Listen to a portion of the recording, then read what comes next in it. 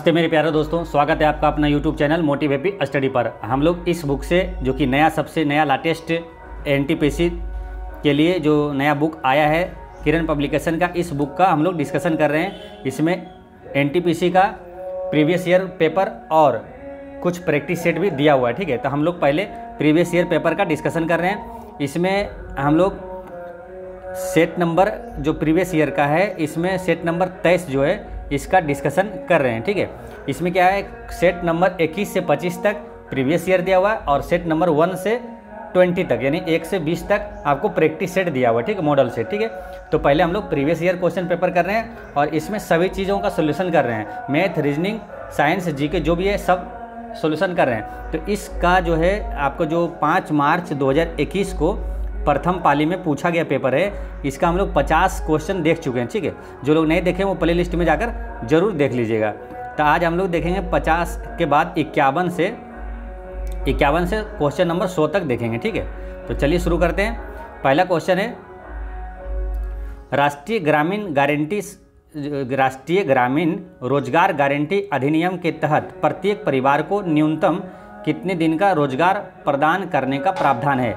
एक ऐसा ये क्वेश्चन है कि हमेशा एग्जाम में पूछा जाता है। ठीक है, यानी कि कभी ये पुराना नहीं होता है, सदाबहार क्वेश्चन है। अभी जो 2024 अगस्त में बिहार पुलिस का एग्जाम हुआ है उसमें भी ये प्रश्न पूछा गया। ठीक है, तो इसलिए काफ़ी महत्वपूर्ण प्रश्न है, इसको याद रखना है। ये है नरेगा वाला। ठीक है, नरेगा है, यानी कि नरेगा का फुल फॉर्म भी आपसे पूछा जाता है, वो भी याद रखना है।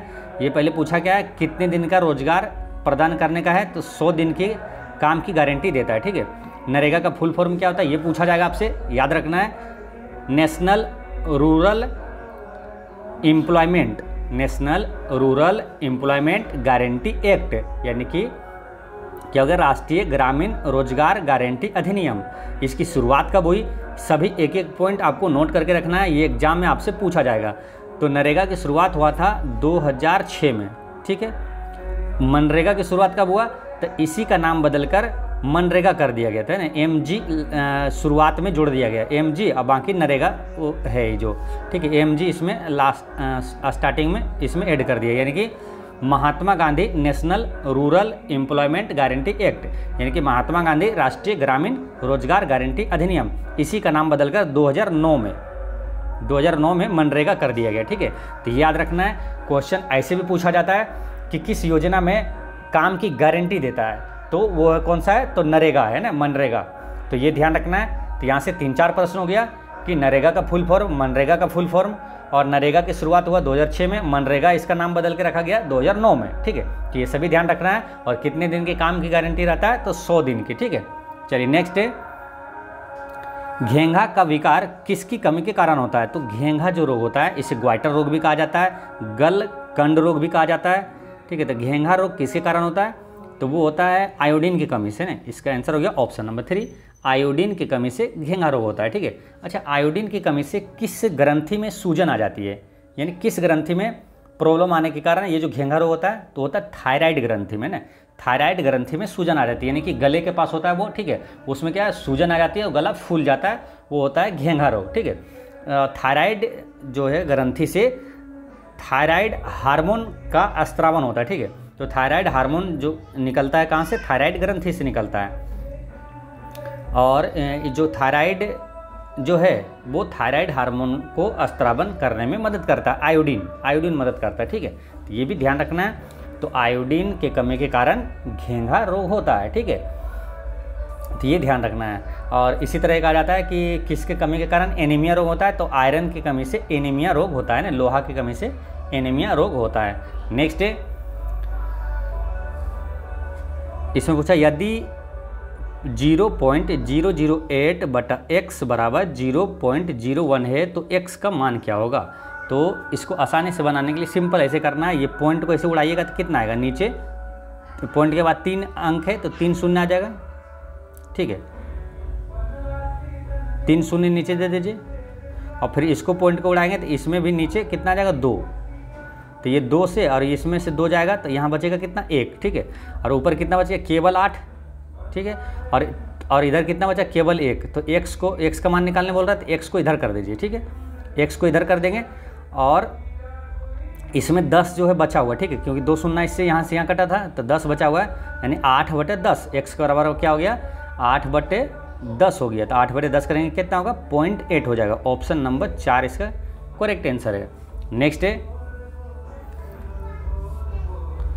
√2 + 1 का होल क्यू है बराबर a + b √2 है, तो a और b के बीच सही संबंध ज्ञात करें। तो इसका क्या होगा, देखिए इसको जब सॉल्यूशन करिएगा, इसको जब तोड़िएगा तो इसका आसानी से आंसर आने लगेगा, ठीक है। तो a + b का होल क्यू करेंगे तो क्या होगा AQ + BQ, जो फॉर्मूला होता है याद रखना, AQ + BQ + 3AB × a + b, ठीक है। इसका फॉर्मूला होता है AQ a + b का होल क्यू बराबर AQ + BQ + 3AB × a + b। तो AQ करेंगे, a कितना मान है, a का मान है √2, तो इसका Q करेंगे तो क्या हो जाएगा, पहले Q का मतलब क्या होता है √2 × √2 × √2 3 बार, तो √2 × √2 करेंगे तो 2 हो जाएगा और एक √2 बच जाएगा, यानी कि √2 का Q करेंगे तो होगा 2√2, ठीक है। AQ + BQ, B कितना 1, तो इसका Q करेंगे तो 1 ही होगा, तो AQ + BQ + 3AB, तो 3AB यानी कि 3 × √2, 3 दूनी 6 √2 हो जाएगा ना, 3AB यानी ऐसे इसको लिखिएगा 3AB × a + b यानी कि √2 + 1, ठीक है। तो ये कितना हो जाएगा, तो इसको यहाँ पे गुना कर देते हैं, 3√2 को ये 1 से गुना करेंगे तो कोई मतलब नहीं है ना, 3√2 को इसके ब्रैकेट के अंदर जो है गुना कर देंगे, तो इसको गुना करेंगे तो कितना हो जाएगा 3, और √2 से √2 गुना होगा तो कितना होगा 2, यानी कि 3 दूनी 6, अब प्लस होगा 3√2 को 1 से गुना करेंगे 3√2 ही आएगा, ठीक है। अब इसको और इसको टोटल जोड़ देते हैं, ठीक है, तो कितना आएगा, देखिए 2√2 अब प्लस यहाँ है 3√2 यानी कि 5√2, एक तो आ गया 5√2 और यहाँ 1 दिया हुआ है और यहाँ 6 है, तो 6 1 7 यानी कि 7 + 5√2 होगा, ठीक है। तो यहाँ पर अच्छा से लिख लेते हैं एक बार, 7 + 5√2, तो 7 + है ना 7 + 5√2, अब बराबर में कितना दिया हुआ है a + b√2। अब देखिए दोनों सेम जैसा हो गया है ना, a + b√2, उसी तरह यहाँ a के जगह पर मान क्या है 7, अब b के जगह मान है 5 और √2 है, यानी कि यहाँ से हम लोग बोल सकते हैं क्या a का मान है 7, तो a का मान है 7 और b का मान है कितना 5, ठीक है। तो वही इसमें ऑप्शन में से कौन सा होगा सही, तो a - b = 2 यहाँ दिया हुआ था, सही यहाँ पर करेंगे a यानी कि 7 - 5 करेंगे 2 आ जाएगा, यानी कि ऑप्शन नंबर 2 इसका सही है, ठीक है। तो इसका करेक्ट आंसर 2 हो गया। नेक्स्ट है एक कंपनी नियमित सेवाएं ज़्यादातर अन्य देशों में मौजूद बाहरी स्रोतों से प्रदान करती है, जो पहले आंतरिक रूप से या देश के भीतर मौजूद स्रोतों से प्रदान की जाती थी। इस व्यावसायिक प्रक्रिया को क्या कहा जाता है। क्वेश्चन एक बार फिर समझ लीजिए, क्वेश्चन समझने में ही आंसर आ जाएगा, ठीक है। एक कंपनी नियमित सेवाएं ज़्यादातर अन्य देशों में मौजूद बाहरी स्रोतों से, है ना, बाहरी स्रोतों से, एक देश है और बाहरी से नहीं फॉरेन, है ना, तो फॉरेन से प्रदान करती है, जो पहले आंतरिक रूप से या देश के भीतर मौजूद स्रोतों से प्रदान की जाती थी। इस व्यावसायिक प्रक्रिया को क्या कहा जाता है। तो एक बार सुने होंगे, पहले शुरू हुआ था क्या, वो शुरू हुआ था फॉरेन डायरेक्ट इन्वेस्टमेंट, ठीक है, तो उसी से रिलेटेड है ये। यहाँ पर इसका आंसर क्या हो जाएगा, आउटसोर्सिंग होगा, बाहरी से जो आएगा वो क्या हो गया आउटसोर्सिंग, है ना। तो एक कंपनी है जो कि नियमित सेवाएं ज़्यादातर अन्य देशों में मौजूद बाहरी स्रोतों से यानी आउटसोर्सेस, जो आउटसोर्स लगता है ना, तो से प्रदान करती है, जो पहले आंतरिक रूप से या देश के भीतर मौजूद स्रोतों से प्रदान की जाती थी। इस व्यावसायिक प्रक्रिया को आउटसोर्स कहा जाता है ना। आउटसोर्स अभी भी देखते होंगे, आउटसोर्सिंग यानी कि जहाँ पे गवर्नमेंट एरिया होता है, गवर्नमेंट जैसे कुछ मोनूमेंट हो गया तो वहाँ पे जो लेबर लगता है, जैसे लेबर का आउटसोर्स उसे कहा जाता है ना, आउटसोर्स द्वारा जो ठेके पे लेबर दिया जाता है वो उसे आउटसोर्स कहा जाता है ना, तो आउटसोर्सिंग हो गया ये।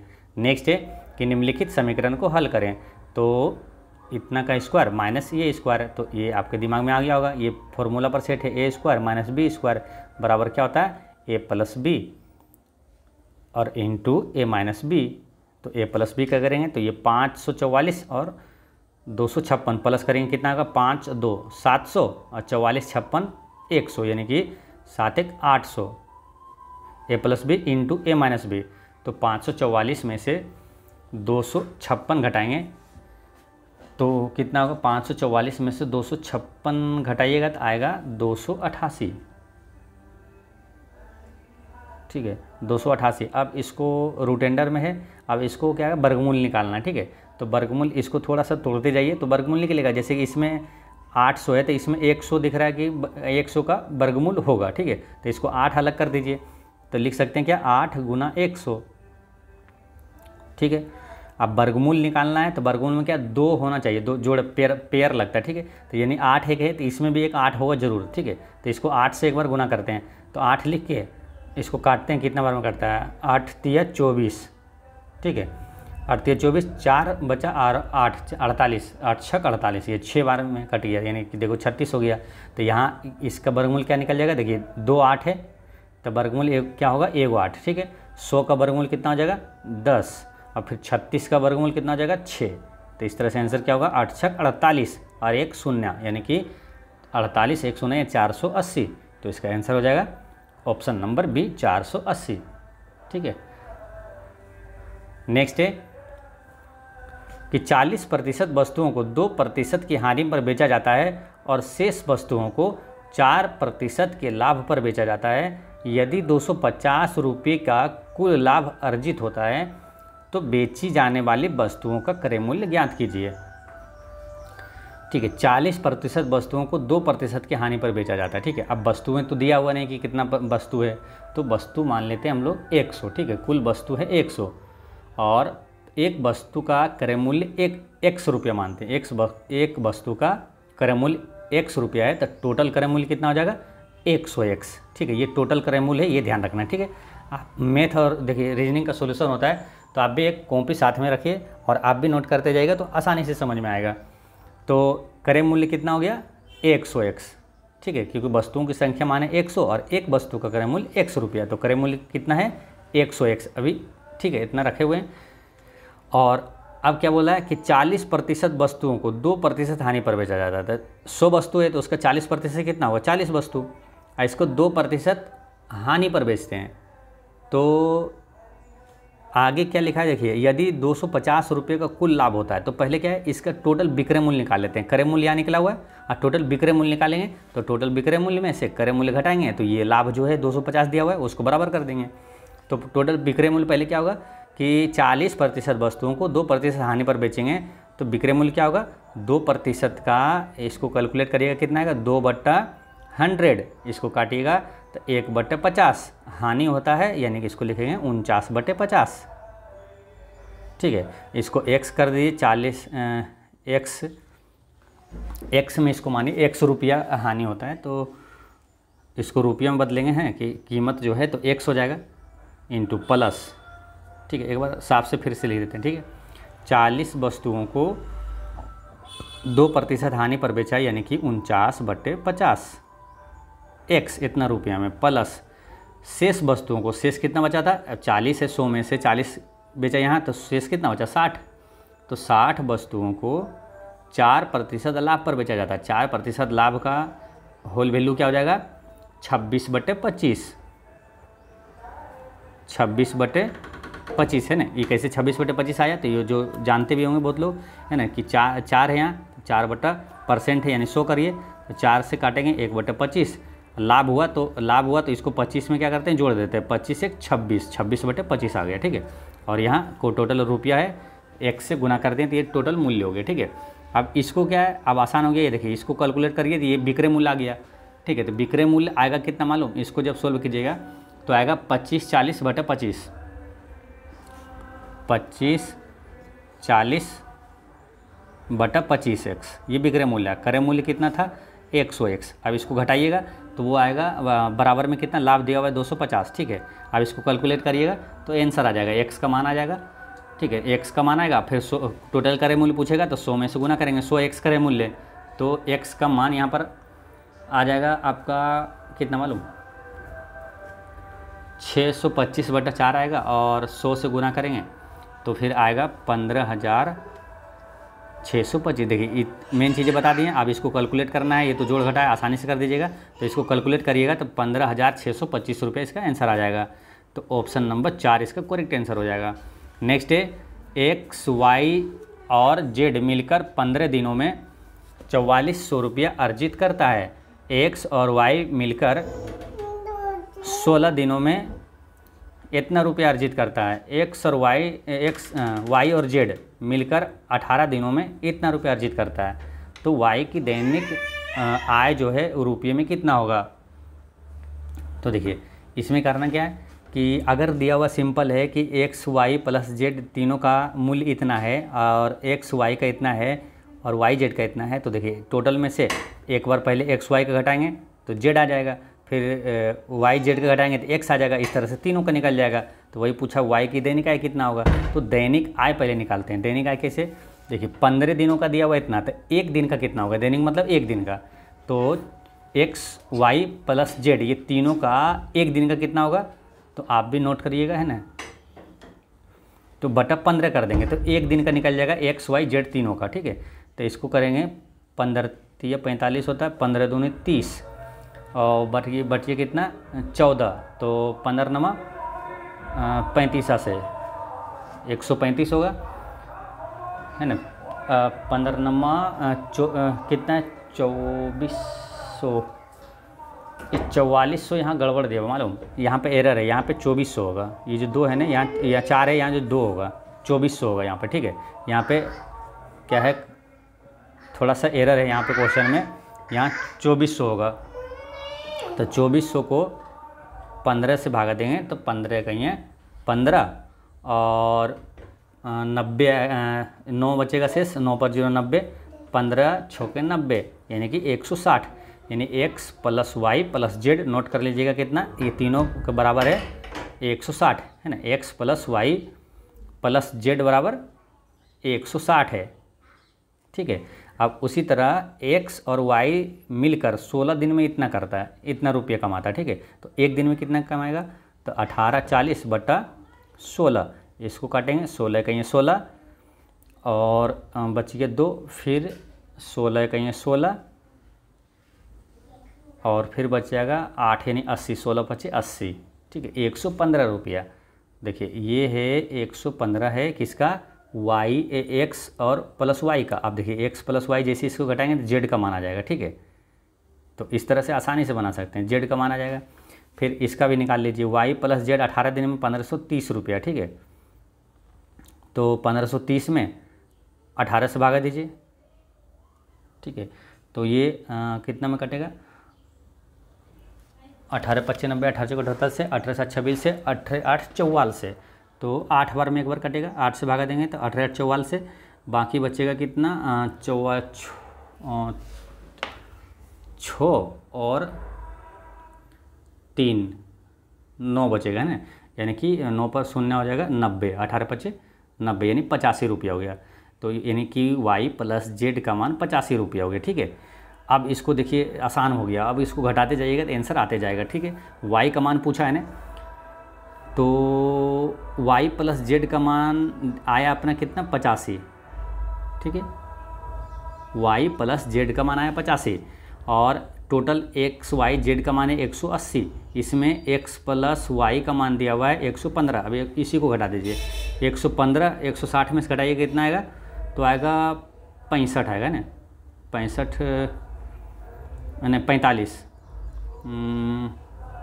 160 में से 115 घटाइएगा तो 45 आया, ठीक है 45 आया। अब देखिए ये आया मान कितना, एक्स वाई घटाएं यानी कि जेड का मान आ गया 45। अब देखिए यहाँ वाई प्लस जेड का मान दिया हुआ है कितना आया है 85। अब 85 में जेड का मान घटा देंगे तो क्या वाई का आएगा कि नहीं, तो 45 घटाएंगे तो कितना आ जाएगा 85 आया, 85 में 45 घटाएंगे तो 40 आया, यानी कि वाई का मान 40 आ जाएगा ना। तो 40 रुपये इसका करेक्ट आंसर हो जाएगा, ऑप्शन नंबर 2, ठीक है। और कोई भी हिसाब में अगर कुछ डाउट होगा नहीं समझ में आएगा तो क्वेश्चन नंबर आप ऑप्शन में कमेंट में ज़रूर लिखिएगा, ठीक है। तो नेक्स्ट टाइम से क्या है आपको 1 से 2 बार 3 बार अच्छे से बताएंगे ताकि आपको आसानी से हमेशा के लिए समझ में आ जाए, ठीक है। हालांकि ये सब हिसाब क्या है आसान ही है, आप जानते भी होंगे, ठीक है। तो आसानी से बन जाएगा ये सब। एक परीक्षा में 90% विद्यार्थी उत्तीर्ण हुए, 260 विद्यार्थी अनुत्तीर्ण हुए, ठीक है। तो विद्यार्थियों की कुल संख्या क्या है? काफ़ी इजी क्वेश्चन ये सब होता है। देखिए 90% विद्यार्थी पास हुआ, उत्तीर्ण हुआ, इतना विद्यार्थी अनुत्तीर्ण हुआ। देखिए 90 उत्तीर्ण हुआ तो कितना अनुत्तीर्ण हुआ, परसेंट में कितना अनुत्तीर्ण हुआ, टोटल होता है 100, तो 10% अनुत्तीर्ण हुआ है ना। 90% यहाँ लिखा है पास हुआ, तो फेल कितना हुआ, 10%, प्रतिशत में 10% फेल हुआ, और संख्या में कितना दिया हुआ फेल, 260, यानी 10% का मान है 260। तो पूछा कुल विद्यार्थी थे, यानी कुल 100%, तो 100 निकालेंगे कितना होगा, 10% यहाँ, तो इसमें 10 से गुना करेंगे 100 हो जाएगा, तो इसमें भी 10 से गुना कर दिए, यानी 2600 आंसर हो जाएगा। करेक्ट आंसर हो गया ऑप्शन नंबर 1। नेक्स्ट है वन्य जीव संरक्षण अधिनियम 1972 में कितनी अनुसूचियाँ हैं? तो कितनी अनुसूचियाँ हैं? तो वो है 6 अनुसूचियाँ, ठीक है, याद रखना है। वन्य जीव संरक्षण अधिनियम में कितनी अनुसूचियाँ हैं? तो 6 अनुसूचियाँ हैं, ठीक है। तो आप ये सभी प्रश्नों को देखने से आप ये भी दिमाग में आ जाता है सेट, और दिमाग में ये सेट कर लेना, और इसी लेवल की आपको तैयारी करना है कि देख सकते हैं कि किस टाइप के भी प्रश्न पूछा जाता है, ठीक है। तो कुछ हार्ड प्रश्न जो रहता है उस हार्ड प्रश्न वाले में से ये सब आता है, ये सभी प्रश्न पूछा हुआ है, ठीक है। तो इसलिए आपको इसी लेवल की तैयारी करना है, ठीक है। अब देखिए इस तरह के क्वेश्चन कुछ और आते हैं, जैसे वन्य जीव संरक्षण अधिनियम कब लागू हुआ, ये भी काफ़ी महत्वपूर्ण है, ये भी अलग से पूछा जाता है, ठीक है। तो ये 1972, ये याद रखना है, ठीक। वन्य जीव संरक्षण अधिनियम हो गया, या तो पूछा जाता है आपसे 1972 हुआ ना। एक होता है प्रोजेक्ट टाइगर की शुरुआत कब हुआ, तो 1973, ठीक है। ये सभी अति महत्वपूर्ण प्रश्न याद रखना है। प्रोजेक्ट टाइगर की शुरुआत 1973 में हुआ। जल प्रदूषण निवारण एवं नियंत्रण वो अधिनियम कब लागू हुआ, तो 1974 में हुआ, ठीक है। ये प्रोजेक्ट टाइगर वाला है 1973, जल वाला है 1974, और एक है कतई जहर प्रश्न है जो कि हमेशा एग्जाम में पूछा जाता है, पर्यावरण संरक्षण अधिनियम ये कब लागू हुआ, तो पर्यावरण संरक्षण अधिनियम पारित हुआ था 1986 में, ठीक है। तो ये सभी ईस्वी जो है आपको हमेशा याद रखना है। एक बार फिर समझिए, वन्यजीव 72, वन्यजीव संरक्षण अधिनियम 72, और टाइगर प्रोजेक्ट कब शुरुआत हुआ, प्रोजेक्ट टाइगर की शुरुआत हुआ था 1973, है ना, 72-73, और जल संरक्षण अधिनियम ये 1974। इसको थोड़ा देखिए कन्फ्यूजन हो जाता है इतने सारे ईस्वी में, थोड़ा सा एकागो अगर कुछ हिंट से या ट्रिक से थोड़ा सा रिलेट कर लेते हैं तो आपको कन्फ्यूजन भी नहीं होता है और हमेशा याद भी रहता है, ठीक है। तो जल संरक्षण अधिनियम को ऐसे रिलेट करिए कि जो जल का घनत्व होता है वो कितना डिग्री सेल्सियस पर अधिकतम होता है, तो 4 डिग्री सेल्सियस पर अधिकतम होता है, ठीक है, जल का घनत्व। तो यही 4 वाला देखिए यहाँ 74 है ना, जल संरक्षण, जल प्रदूषण निवारण और नियंत्रण जो अधिनियम है ये कब लागू हुआ, तो 1974, ये 4 वाला। तो इसे रिलेट करिए, जल का जो अधिकतम घनत्व होता है 4 डिग्री सेल्सियस पर होता है, तो ये 4 वाला 1974 वाला, ठीक है। बाकी वन्यजीव 72, प्रोजेक्ट टाइगर 73, और ये तो हमेशा रट के रखना है 1986 वाला, ये पर्यावरण संरक्षण अधिनियम 1986 में, पर्यावरण संरक्षण अधिनियम 1986 में ये पारित हुआ था, ठीक है। ये सभी चीज़ें याद रखना है, ठीक है। जैसे यहाँ पूछा है वन्य जीव संरक्षण में कितनी अनुसूचियाँ हैं, उसी तरह पर्यावरण संरक्षण अधिनियम से क्वेश्चन आएगा कि पर्यावरण संरक्षण अधिनियम में जो कि 1986 में पारित हुआ था वो उसमें कितनी धाराएं हैं और कितना अध्याय है। तो पर्यावरण संरक्षण अधिनियम में 26 धाराएं हैं, ये याद रखना है। पर्यावरण संरक्षण अधिनियम जो 1986 में पारित हुआ था उसमें 26 धाराएं हैं और 4 अध्याय है, ठीक है, याद रखना है, ठीक। चलिए नेक्स्ट है, वह छोटी संख्याएं ज्ञात कीजिए जिसे इतना में जोड़ने पर प्राप्त योगफल इतना से पूर्णतः विभाजित हो जाए, ठीक है। तो इसमें क्या करते हैं, तो इतना से विभाजित हो जाए तो यानी कि इस सब का एलसीएम ले लेते हैं, इसका एलसीएम से इसमें भागा देते हैं, तो जो शेष आएगा, ठीक है, उसको उसमें से जो शेष आएगा फिर ये जो एलसीएम आएगा इसमें से घटाकर जो आएगा वही आंसर हो जाएगा, ठीक है। तो पहले एलसीएम लेते हैं इसका, तो एलसीएम क्या आ जाएगा, 5 दूनी 10 और 7 21, 21 गुना 10 210। अब 210 से इसमें भागा दीजिए, तो 210 से भागा दीजिएगा,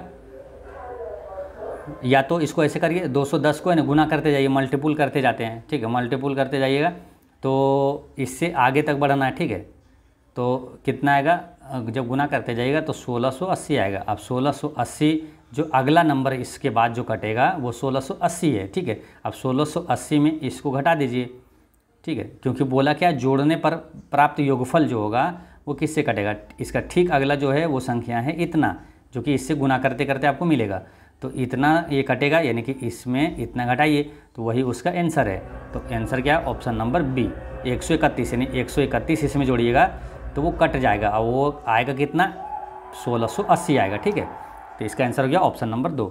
नेक्स्ट है विद्युत स्थैतिक अवक्षेपित्र प्रयोग इनमें से किसके नियंत्रण के लिए होता है ना। इलेक्ट्रोस्टैटिक प्रेसिपिटेटर्स का प्रयोग किसके नियंत्रण के लिए किया जाता है, तो ये किया जाता है वायु प्रदूषण के नियंत्रण के लिए किया जाता है, ठीक है, वायु प्रदूषण के नियंत्रण के लिए, ठीक। तो ये याद रखना है। यहाँ से एक क्वेश्चन आता है कि वायु प्रदूषण का सूचक कौन होता है, तो वो होता है लाइकेन, है ना। याद रखना, काफ़ी महत्वपूर्ण क्वेश्चन है। लाइकेन जो है वायु प्रदूषण का सूचक होता है, ठीक है। और लाइकेन से एक क्वेश्चन और आता है जो कि कतई जहर प्रश्न है कि शैवाल और कवक के बीच सहजीवी संबंध क्या कहलाता है। शैवाल और कवक के बीच सहजीवी संबंध लाइकेन कहलाता है, ठीक है। तो ये सभी याद रखना है।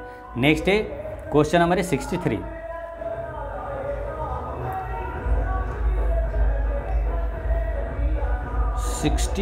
में क्या है कि लड़कों के एक समूह में रोहन जिसान जितना शक्तिशाली नहीं है। तो इस टाइप के प्रश्न जब भी आए तो उसको डायरेक्ट लिखते जाइए, आसानी से बन जाता है। करना क्या, देखिए, और जैसे जो ज़्यादा शक्तिशाली है उसको ऊपर लिखेंगे, कम शक्तिशाली जो उसको नीचे लिखेंगे, ठीक है। तो बोला रोहन जिसान जितना, यानी कि यहाँ लिखिए जिसान, जिसान जितना शक्तिशाली नहीं है, यानी कि रोहन जो है उससे नीचे आएगा,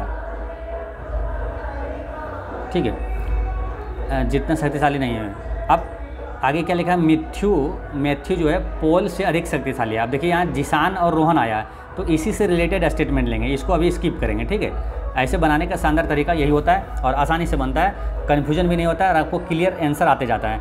तो जो दो नाम आ गया पहले, जिसान और रोहन आ गया, तो उसी से रिलेटेड लेंगे, ठीक है। जैसे यहाँ लिखा है सुभाष रोहन से कमज़ोर है, तो सुभाष रोहन से कमज़ोर है यानी कि नीचे आएगा सुभाष, ठीक है, सुभाष नीचे कर दिए इसको। लेकिन पोल से अधिक शक्तिशाली है कौन, सुभाष, तो यहाँ पर सुभाष पोल से अधिक शक्तिशाली यानी पोल नीचे आ जाएगा सुभाष के, ठीक है।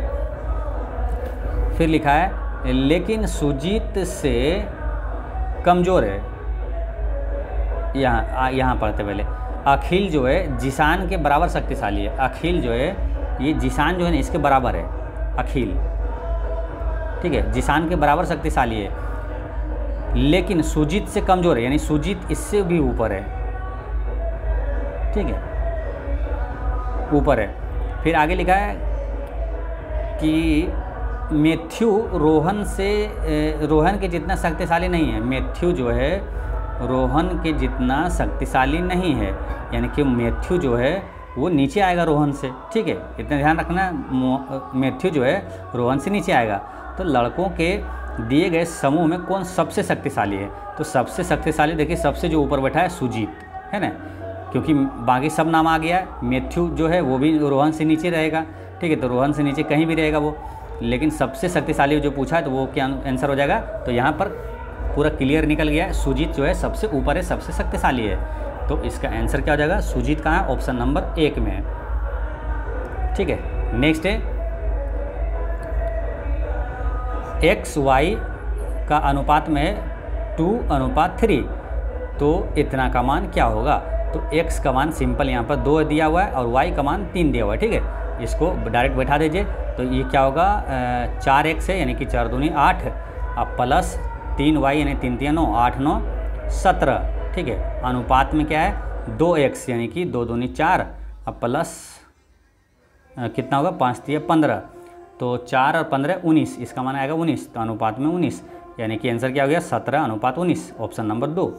नेक्स्ट है रूटेंडर 1 - कोस 300 डिग्री बटा 2 का मान क्या होगा। तो कोस 300 को हम लोग क्या लिख सकते हैं, देखिए जो मान हम लोगों को याद है उस रूप में इसको बदलते हैं, ठीक है। जैसे कोस 300 डिग्री को लिख सकते हैं कोस 360 माइनस 60, ठीक है। अब कोस 360 माइनस 60 बराबर क्या हो जाएगा, माइनस 60 यानी होता है ना कोस, एक आप ये पढ़े होंगे कोस 90 माइनस थीटा बराबर जो होता है कोस 90 माइनस थीटा बराबर साइन थीटा होता है, यानी कोस 180 माइनस थीटा बराबर कोस थीटा होता है। तो वही वाला फॉर्मूला पर ये उसमें क्या होता है 90 और 270 वाले में चेंज होता है, ठीक है। ये कोस साइन में बदल जाता है, लेकिन जो 360 है इसमें चेंज नहीं होता है। 360 180 वाले में केवल साइन यानी कि जो चिन्ह होता है प्लस माइनस वो चेंज होता है, ये चेंज नहीं होगा।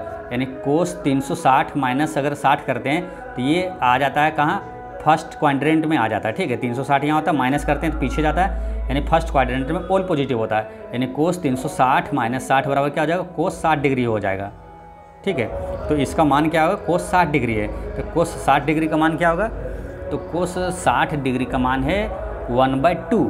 तो यहाँ पर क्या है 1/2 यानी आधा, यानी एक में से आधा घटाएंगे, या इसका मान क्या है 1/2 यानी आधा।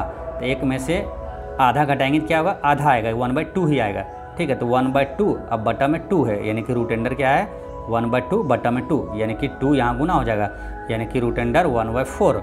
रूट अंडर 1/4 का मान क्या हो जाएगा 1/2। तो इसका आंसर हो जाएगा ऑप्शन नंबर 3। नेक्स्ट है, इसमें से किस अवधि को भारत में स्वर्ण क्रांति के नाम से भी जाना जाता है। स्वर्ण क्रांति के नाम से जाना जाता है ये 1991 से 2003 को, ठीक है, क्योंकि इसका संबंध जो है शहद और बागवानी के बढ़े हुए उत्पादन से है, जो कि कृषि क्रांति का मुख्य उद्देश्य है, यानी कि शहद और बागवानी से रिलेटेड है, और इसी परिप्रेक्ष्य में इसे स्वर्ण क्रांति कहा जाता है, ठीक है। इसी तरह कुछ स्वर्ण क्रांति आपको हिस्ट्री में देखने को मिलता है, जैसे कि वास्तुकला का स्वर्ण युग किसे कहा जाता है, तो किसके काल को, तो शाहजहाँ के काल को कहा जाता है, ठीक है। तो इस तरह से क्वेश्चन आता है, तो वहाँ हिस्ट्री में आपको पढ़ने को मिलता है वास्तुकला का स्वर्ण काल जो है वो शाहजहाँ के शासनकाल को कहा जाता है, ठीक है। तो यहाँ पर इसका आंसर हो गया ऑप्शन नंबर 2 हो गया, ठीक है। अब ये है कृषि क्रांति से रिलेटेड, तो विश्व में हरित क्रांति का जो जनक है वो भी कृषि से रिलेटेड है, हरित क्रांति, ठीक है। तो जिसमें कि गेहूं की सर्वाधिक उत्पादन हुआ था, तो विश्व में हरित क्रांति का जनक कौन है, तो डॉक्टर कौन है, नॉर्मन बोरलॉग। और भारत में हरित क्रांति का जनक है ये है doctor M S. Swaminathan. M S. Swaminathan जो कि भारत रत्न भी 2024 में मिला है। भारत में हरित क्रांति के जनक एम.एस. स्वामीनाथन है। और अगर पूछे जाए कि ये श्वेत क्रांति का जनक कौन है, तो वो है वर्गीज कुरियन है, ठीक है, वर्गीज कुरियन। तो ये सभी अति महत्वपूर्ण है, याद रखना है। नेक्स्ट है, एक गोलार्ध का आयतन इतना है तो इसका त्रिज्या क्या होगा, तो फॉर्मूला याद रखते हैं आसानी से बन जाता है। तो गोला का आयतन होता है 4/3 पाई आर क्यू, और गोलार्ध का आयतन होता है 2/3 पाई आर क्यू। तो ये गोलार्ध यानी कि इसका ये फॉर्मूला लगाएंगे तो इतना बराबर दिया हुआ है आपका 19,404। तो इसको कैलकुलेट करिएगा तो आंसर आ जाएगा 2/3 पाई आर क्यू। पाई का मान कितना है 22/7, 22/7 आर क्यू बराबर 19,404। अब इसको क्या है बस जोड़ घटा है, इसको कटम कुटी करिए तो आसानी से आंसर आ जाएगा 404 है ये, ठीक है। अब इसको 11 से, यहाँ देखिए 22 से तो 11 से कटेगा, ये भी निश्चित है कि 11 से कटेगा, उस तरह से सेट ही रहता है। तो 11 दूनी 22, अब इसको 11 से कटेंगे, 11 कहीं 11 8 आ जाएगा, 11 सत्ती 77 है ना, 11 सत्ती 77, फिर कटेगा 11 छक 66 और 11 चौके 64, ठीक है। तो अब फिर ये 2 दूनी 4 है, फिर 4 से इसको काटेंगे 4 चौक 16, और फिर एक बचा शेष, फिर 4 चौक 16, 4 कहीं 4, तो यहाँ है 441, और यहाँ देखिए 7 या 21 यहाँ है। 441 को क्या लिखते हैं हम लोग 21 गुना 21, ठीक है। क्यू में क्योंकि बदलना है तो 3 21 आ जाएगा, 2 21 यहाँ आया, और 1 21 वाला इधर जो जाएगा गुना होगा यहाँ 21 21। तो आर क्यू का मान बराबर क्या हुआ 21 गुना 21 गुना 21, यानी आर बराबर क्या हो गया 21, यानी त्रिज्या का मान क्या होगा 21, इसका करेक्ट आंसर है। नेक्स्ट है, एक कूट भाषा में गोल को इतना लिखा जाता है, हंट को इतना लिखा जाता है, उसी कूट भाषा में हैंग को क्या लिखा जाएगा। तो इस टाइप के कुछ हिसाब रहते हैं, जैसे कि अगर पकड़ में नहीं आता, जैसे जी का मान क्या है तो आसपास अगर नहीं रहता तो इस तरह से भी दूसरा तरीका ये होता है कि जैसे यहाँ एच का मान पूछा, हैंग का पूछा ना, तो एच का मान क्या है यहाँ 4, ठीक है, तो यहाँ 4 हो गया। ए है यहाँ, तो ए का मान यहाँ तीसरे स्थान पर, ए का मान यहाँ क्या रहेगा 7, ठीक है। और एन का है, एन कहाँ है, एन यहाँ है, एन का है कितना 8, एन का है 8। और जी का मान क्या है यहाँ फर्स्ट स्थान पे 3 है। तो इस तरह से इसका आंसर हो जाता है ये वाला ऑप्शन नंबर 4। नेक्स्ट है कि निम्नलिखित 4 आकृतियों में से 3 किसी तरह से संगत है और एक आकृति असंगत है, उस आकृति का चयन कीजिए। तो देखते हैं क्या है। हाँ, तो ये 4 दिया हुआ है आकृति फिगर 1 WOHL। तो इसमें साफ दिख रहा है O क्या है, वोवेल है, बाकी सब कॉन्सोनेंट है। तो आकृति 2 जो है ये अलग है ना, ये वोवेल है, बाकी सब कॉन्सोनेंट है। नेक्स्ट है एक समबाहुभुज का आंतरिक कोण 160 डिग्री है, तो समबाहुभुज की भुजाओं की संख्या क्या होगा। तो इस तरह के निकालना है तो सिंपल ऐसे निकल जाता है। देखिए आंतरिक कोण, किसी भी बहुभुज का आंतरिक और बाह्य कोण का योग हमेशा 180 डिग्री होता है, ठीक है। यानी कि आंतरिक कोण अगर इतना दिया हुआ है तो बाह्य कोण इसका कितना हो जाएगा 72, जोड़ेंगे तो 180 आ जाएगा, तो 72 है, ठीक है। अब बाह्य कोण अगर एक भुजा का एक कोण अगर आंतरिक बाह्य कोण अगर 72 निकल गया तो उस क्या होता है कि कुल बाह्य कोणों का योग हमेशा 360 डिग्री होता है। बहुभुज में सभी ये बाह्य कोणों का योग हमेशा 360 डिग्री होता है, ठीक है। तो 360 में और एक बाह्य कोण का मान आया 72, तो इससे भागा देंगे तो भुजाओं की संख्या निकल जाएगा। कितने भुजा वाले समबाहुभुज है वो, 72 से भागा देंगे तो कितने में कटेगा 5 बार में। तो यानी कि 5 भुजा इसका करेक्ट आंसर हो जाता है। ऑप्शन नंबर 2 इसका करेक्ट आंसर है, ठीक है। तो आसानी से इस तरह से बना लेना है। तो करना क्या है, आंतरिक कोण ये सिर्फ आपको याद रखना है, आंतरिक कोण और बाह्य कोण बराबर होता है क्या 180 डिग्री, और सभी बाह्य कोणों का योग होता है 360 डिग्री, ठीक है। ये याद रखना है आपको। नेक्स्ट है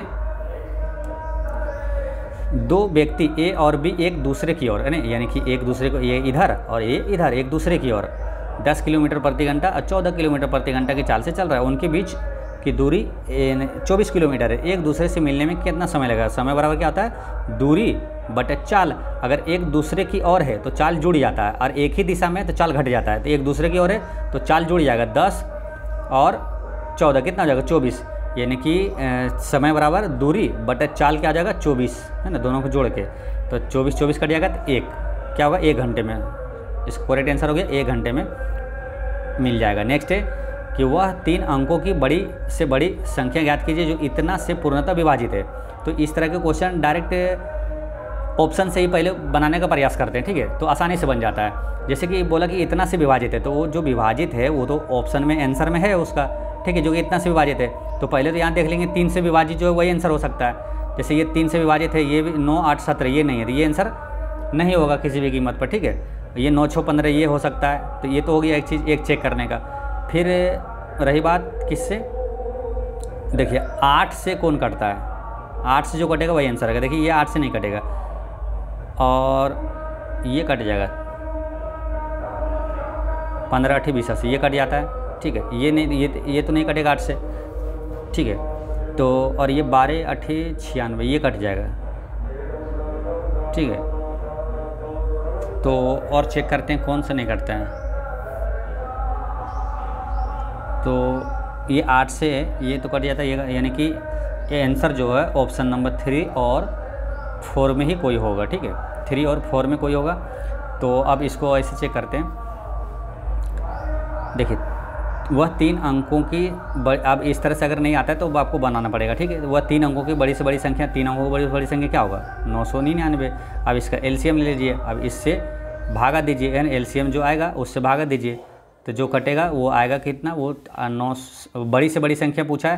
तो देखिए ये तो आंसर होगा नहीं, बड़ी से बड़ी पूछा होगा तो 999 के आसपास कौन आएगा, ये जो कि कट रहा है सभी से। तो आंसर हो गया ऑप्शन नंबर 3। नेक्स्ट है दुनिया के वे क्षेत्र जो किसी भी राज्य के अधिकार क्षेत्र के बाहर स्थित है और इसलिए अंतर्राष्ट्रीय समुदाय द्वारा सामान्य शासन की आवश्यकता होती है, उन्हें कहा जाता है। फिर समझिए, दुनिया के वे क्षेत्र जो किसी भी राज्य के अधिकार क्षेत्र के बाहर स्थित है, किसी भी राज्य के अधिकार क्षेत्र के बाहर स्थित है और इसलिए अंतर्राष्ट्रीय समुदाय द्वारा सामान्य शासन की आवश्यकता होती है, उन्हें क्या कहा जाता है। तो उसे कहा जाता है ग्लोबल कॉमन्स, है ना, याद रखना है ऐसे, उसे कहा जाता है ग्लोबल कॉमन्स कहा जाता है। नेक्स्ट है कि DVI फर्स्ट किस प्रकार के सिग्नल पास करता है? तो DVI फर्स्ट यानी कि digital video interface. Digital video interface जो है ये किस प्रकार का सिग्नल पास करता है? तो ये डिजिटल और एनालॉग ये दोनों वीडियो सिग्नल पास करता है ना। डिजिटल और एनालॉग वीडियो दोनों सिग्नल पास करता है, ठीक है। नेक्स्ट है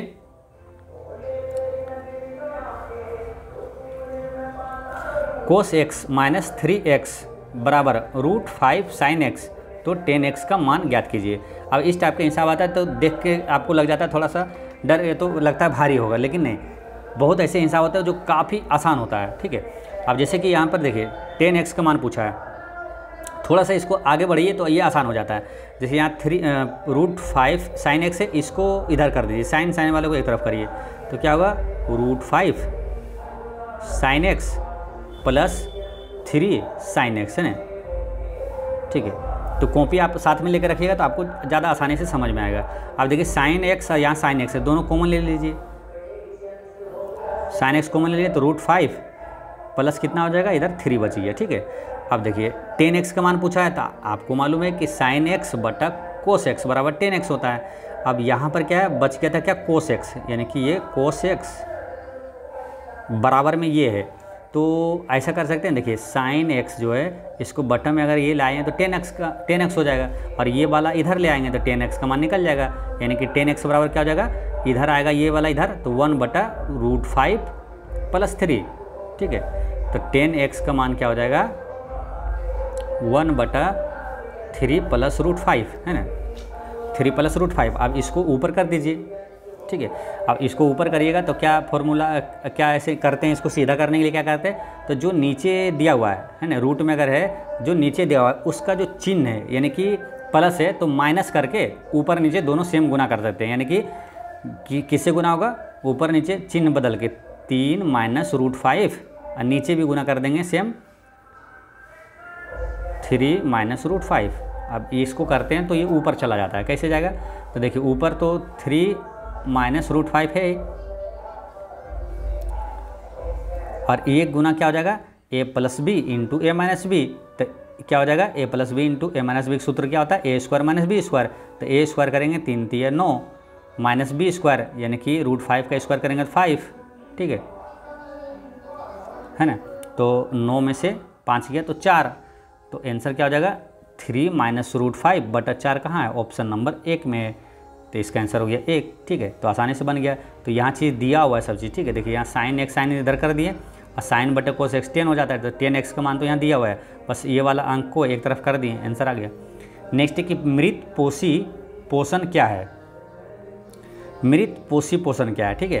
तो कुछ ऐसे हिसाब भी होता है ना कि आप बस कॉन्फिडेंस आपको रखना है कि आप इतना पढ़े हैं, क्या आप अपना इतना आपका माइंड डेवलप हो गया कि आप खुद से आंसर उसको बना सकते हैं कि उसका आंसर यही होगा, ठीक है। अब जैसे इस टाइप के क्वेश्चन कभी नहीं भी पढ़ें, ऑप्शन देख के छांट के आंसर सटीक एकदम 100% सही मार देना है, ठीक है। इसका आंसर क्या हो जाएगा, जैसे देखिए मृत पोषी पोषण क्या है, जब सब ऑप्शन पढ़ेंगे तो आपको दिमाग में यही लगेगा कि मृत पोषी जो है ये इसका आंसर होगा कि जीव अपना भोजन मृत और क्षयकारी पदार्थ से प्राप्त करता है, वो हो गया मृत पोषी, है ना। मृत पोषी पोषण का मतलब होता है जीव अपना भोजन मृत एवं क्षयकारी पदार्थ से प्राप्त करता है, इसका करेक्ट आंसर है।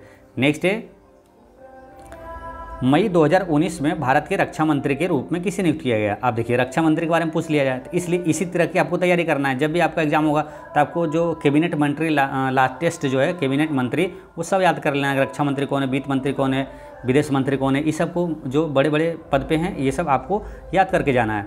तो 2019 में रक्षा मंत्री कौन था, राजनाथ सिंह था, और वर्तमान में भी राजनाथ सिंह है, ठीक है।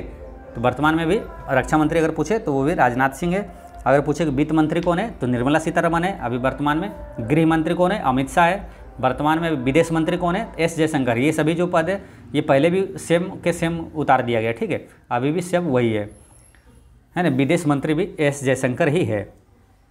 नेक्स्ट है कि निम्नलिखित में से भिन्न अवरोही क्रम में कौन इसमें अवरोही क्रम में, ठीक है। देखिए अवरोही क्रम और आरोही क्रम में इसमें बनाने का एक तरीका ऐसे है कि इसको ऐसे से गुना करिए ऊपर नीचे तिरछा, ठीक है। तो इसमें ऐसे 17 गुना 11 करते हैं तो यहाँ अगर ज़्यादा आया है, ठीक है, और ये कम आया, ऊपर देखना है, ये कम आया तो ये अवरोही क्रम में, घटते क्रम में, ठीक है। अगर ये कम है और ये ज़्यादा है तो ये बढ़ते क्रम में हो जाएगा, ठीक है। अब इसको ऑप्शन से ही इस तरह से चेक कर लेंगे, ठीक। जैसे 17 गुना 11 करते हैं, कितना आता है 170 और 17 197, 187, ठीक है। और 16 गुना 13 करते हैं तो 16 48 और 16 48 हो गया, बाकी 16 48 के 8, बाकी 4 और 16 के ये 16 और 4 20, ये 208 आ गया, ठीक है। तो ये क्या है, बढ़ते क्रम में हो गया, इससे ज़्यादा हो गया ये, यानी कि ये इससे ये भिन्न से ये भिन्न बड़ा है। तो यह पूछा क्या है, अवरोही क्रम यानी घटते क्रम में होना चाहिए। अब इसको चेक करते हैं, 16 सती बड़ी तल से 112, ठीक है। अब ये 17 छोकर 2 तल से 102 आया, यानी कि ये कम है, ये भिन्न छोटा है इससे, तो ये घटते क्रम में ये सही है, ठीक है। आगे भी चेक कर लेते हैं, 63 78, ये 78 है, और ये है 11 सती 77, ये 77, ये कम है, तो घटते क्रम में जा रहा है, ये सही है। फिर आगे देखते हैं, 11 छक 66 और ये है 13 बच्चे 65, तो इस तरह से ये भी घटते क्रम में, यानी कि ये बिल्कुल सही है। नेक्स्ट है, उस विकल्प का चयन कीजिए जिसमें दिए गए शब्दों के बीच वही संबंध है जो दिए गए शब्द युग्म के शब्दों के बीच है। तो लेब्राडोर ये एक प्रकार का कुत्ता है ना, लेब्राडोर जो है एक प्रकार का कुत्ता है। उसी तरह जैज जो है, जैज एक प्रकार का संगीत है, ठीक है। जैज एक प्रकार का यह संगीत है। नेक्स्ट है क्वेश्चन नंबर 80, इसमें निम्नलिखित समीकरण को हल करें। तो इसका आंसर क्या होगा, देखिए इसको अगर कैलकुलेट करते हैं तो पहले क्या करते हैं हम लोग, जो सबसे जो ब्रैकेट में रहता है पहले उसको हल करते हैं, वहाँ से शुरुआत करेंगे, ठीक है। यानी कि 2 और 2 इसको जोड़ देंगे 4, और 4 से इसको 2 गुना कर देंगे 8, 8 हो गया। और 8 क्या है, 2 में से 8 घट गया तो क्या होगा -6, ठीक है, -6। और ये अब देखिए क्या है, देखिए ऐसे खेल है कि 2 माइनस और ऐसे है -6, ठीक है। अब देखिए माइनस और ये माइनस क्या हो जाएगा, माइनस गुना माइनस, ये मतलब माइनस माइनस क्या हो जाएगा, प्लस हो जाएगा। तो 2 + 6 यानी कि 8 इसका आंसर हो जाता है, ठीक है, 8 हो जाएगा, जो कि ऑप्शन में है नहीं है ना, इसमें एरर है, कहीं क्वेश्चन में ही एरर है। तो इसका आंसर क्या होगा, 8 होगा। इस तरह से बस इसको ये ध्यान रखना है, पहले ब्रैकेट का से स्टार्ट करना है, बनाते जाना है, ठीक है। तो ये क्वेश्चन में एरर है। नेक्स्ट है, उस भेन आरेख का चयन करें जो दिए गए वर्गों के बीच के संबंध को सर्वोत्तम ढंग से निरूपित करता है। तो देखिए विश्व में आ जाएगा एशिया, एशिया में आ जाएगा भारत, है ना, विश्व के अंदर आ जाएगा एशिया, एशिया के अंदर आ जाएगा भारत। तो ये कहाँ है, ऑप्शन नंबर 4 में है। नेक्स्ट है, ए द्वितीय चतुर्थांश में स्थित है। चतुर्थांश आपको मालूम है ना, इसको बोलते हैं फर्स्ट क्वाड्रेंट, इसका सेकंड, इसका थर्ड, इसका फोर्थ। फर्स्ट क्वाड्रेंट में ऑल पॉजिटिव होता है, ऑल पॉजिटिव, और इसमें क्या होता है, सेकंड में साइन और कोसेक पॉजिटिव, और इसमें टेन और कोट पॉजिटिव, और इसमें कोस और सेक पॉजिटिव, ठीक है ना। इसको ऐसे याद करना है, ए और यहाँ साइन और एस, और यहाँ टी है, यहाँ यानी कि टेन और कोट, यहाँ कोस है ना, तो कोस और सेक है यहाँ। तो इसको ऐसे करना है, आफ्टर स्कूल टू कॉलेज, है ना, थोड़ा सा रिलेट हो जाएगा, आपको कन्फ्यूजन भी नहीं होगा। आफ्टर यानी ऑल पॉजिटिव, स्कूल यानी साइन और कोसेक पॉजिटिव, टू यानी कि टेन और कोट पॉजिटिव, कॉलेज यानी कोस और सेक पॉजिटिव, ठीक है। तो अब आगे क्या बोलता है इसमें देखते हैं। ए द्वितीय चतुर्थांश में, ठीक है, और 13 साइन ए -12 = 0 है। तो 5 साइन ए + 12 कोस ए + 10 स्क्वायर माइनस सेक स्क्वायर -1 क्या होगा। तो पहले ये जो हिसाब पूछा इतना लंबा, 5 साइन ए + 12 कोस ए + 10 स्क्वायर ए माइनस सेक स्क्वायर ए -1, इसको थोड़ा छोटा कर सकते हैं तो आसान होगा बनाने में। इसको छोटा ऐसे करिएगा, देखिए यहाँ 10 स्क्वायर ए है, इसको सेक स्क्वायर ए -1 बराबर क्या होगा मालूम, आपको मालूम है ये बोला फॉर्मूला, सेक स्क्वायर ए -10 स्क्वायर ए बराबर क्या होता है 1, ठीक है। तो सेक स्क्वायर -1 बराबर क्या होगा 10 स्क्वायर ए, ठीक है। तो ये इसका मान जो है ना 10 स्क्वायर ही है ना, सेक स्क्वायर ए -1 बराबर क्या है 10 स्क्वायर है, और 10 स्क्वायर ये है, तो ये कट गया। तो अब बनाना हमको क्या है, 5 sin A plus 12 cos A, ठीक है, ये कट गया, ख़त्म कहानी। तो 5 sin A plus cos A हमको बनाना, ठीक है। अब sin A का मान यहाँ से निकाल लीजिए, sin A बराबर क्या होगा, ये 12 उधर गया 12, अब बटा हो जाएगा 13, ठीक है। तो साइन थीटा बराबर क्या होता है, लंब बटे कर्ण, तो ये लंब है और ये कर्ण है, तो आधार क्या निकल जाएगा, 12 5 13, ये होता है ट्रिपलेट है ना, तो ये हो जाएगा 5 हो जाएगा, आधार का मान हो गया 5, ठीक है। अब इसको बना दीजिए, पूछा क्या 5 sin A, 5 sin A, sine theta बराबर क्या होता है, लंब बटे, ये तो दिया हुआ 12 बटे 13, लंब बटे कर्ण, फिर है 12 कोस ए, कोस ए बराबर क्या हो जाएगा, आधार बटे कर्ण, आधार कितना निकला 5, अब बटे कर्ण तो कितना दिया हुआ 13 दिया हुआ, ठीक है। तो अब आसानी से बनेगा, देखिए 13 नीचे है, यहाँ 13, एलसीएम क्या जाएगा 13 हो जाएगा, ये 12 पंचे 60, ये भी 12 पंचे 60, यानी कि 60 बट्टा क्या होगा 13, 60 बट्टे 13, ठीक है। तो 60 बट्टा 13, यहाँ पर एक चीज़ है, यहाँ पे थोड़ा सा मिस्टेक हुआ है कि यहाँ माइनस में होगा, मालूम, यहाँ पे क्योंकि ये द्वितीय चतुर्थांश में था, तो द्वितीय चतुर्थांश में ये वाला जो है 10 जो है वो माइनस में होगा, क्योंकि 10 जो था वो तृतीय जो थर्ड क्वाड्रेंट है वहाँ प्लस है, तो यहाँ 10 का मान अगर है यहाँ पर इसको देखिए, द्वितीय में जो है साइन और कोसेक पॉजिटिव है, लेकिन ये कोस जो है ये होगा माइनस में, ठीक है नहीं, ये सेकंड पार्ट जो है ये माइनस में होगा ये, ठीक है, कोस वाला क्या होगा माइनस में होगा, तो 60 में से 60 चला गया 0, आंसर हो जाएगा क्या, ऑप्शन नंबर 1 हो जाएगा 0। नेक्स्ट है मीनाक्षी मंदिर कहाँ है, तो इस टाइप के क्वेश्चन आपसे पूछा जाएगा, तो प्रसिद्ध मंदिर जितना है वो सभी आप पढ़ लीजिएगा, ठीक है, कि मंदिर प्रमुख मंदिर सब कहाँ है, ठीक है। और आपके लिए जो रेलवे एनटीपीसी में जो भी तैयारी कर रहे हैं या रेलवे का कोई भी एग्जाम की तैयारी कर रहे हैं, उसके लिए हम पर्सनल जो टॉपिक वाइज भी वीडियो लाएंगे, जो कि प्रसिद्ध मंदिर हो गया, प्रसिद्ध राष्ट्रीय अभ्यारण्य हो गया, वन्य जीव अभ्यारण्य हो गया, प्रसिद्ध झील हो गया, सबका अलग अलग वीडियो भी लाएंगे धीरे धीरे, ठीक है। तो आप इस चैनल पर बने रहें। तो यहाँ पर पूछा मंदिर कहाँ है, तो ये सब का महत्वपूर्ण क्या क्वेश्चन में, और काफ़ी ईजी है आपको पढ़ना और याद करना, ठीक है। और आपको 1 नंबर दे जाता है मीनाक्षी मंदिर कहाँ है, तो तमिलनाडु में, ठीक है। इस टाइप के कुछ मंदिर है जो कि आपको याद रखना है, ठीक है। तो मीनाक्षी मंदिर हो गया वहाँ। अगर पूछे ये करपाका एक है क्या ना, करपाका मंदिर, करपाका महत्वपूर्ण मंदिर, करपाका मंदिर ये कहाँ, तमिलनाडु में। विनायक मंदिर कहाँ है, तमिलनाडु में। बृहदेश्वर मंदिर पूछे तमिलनाडु में, ठीक है। और श्री रंगनाथ स्वामी मंदिर कहाँ है, तमिलनाडु में। कांचीपुरम का कैलाश मंदिर कहाँ है, वो भी तमिलनाडु में, ठीक है। तो ये सभी याद रखना है। फिर समझिए, मीनाक्षी, करपाका, विनायक मंदिर, बृहदेश्वर मंदिर, रंगनाथ स्वामी मंदिर, कांचीपुरम का कैलाश मंदिर, ये सभी कहाँ तमिलनाडु में है, ठीक है। नेक्स्ट है, दिए गए पैटर्न का ध्यानपूर्वक अध्ययन करें और उस पैटर्न का चयन करें जो इनमें से प्रश्न चिन्ह के स्थान पर आएगा। तो इसमें क्या किया, देखिए 2 दूनी 4 -1, वर्ग करके -1 किया, 25 25 -1, 88 64 -1, 11 के वर्ग करेंगे तो 121 -1, तो 14 का वर्ग करेंगे तो 196 -1, आंसर हो गया ऑप्शन नंबर 4।